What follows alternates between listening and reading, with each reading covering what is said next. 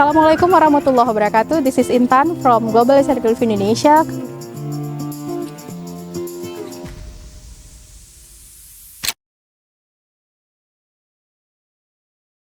Currently, we are in front of Baitul Kirat Afdal to distribute stage 3 of the livelihood support or income generation support for the widows in Aceh area.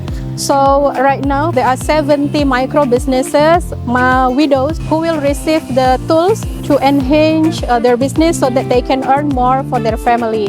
There are 3 categories that will be supported: the farming and also rice seller and also the cake seller or baking business. And each of them will receive 4 to 6 different items to support their business. Oh, senang kali karena kita pun nggak bisa beli kan. Alhamdulillah, senang kali. Doa kan supaya yang kasih ini panjang umur, mudah rezeki kan.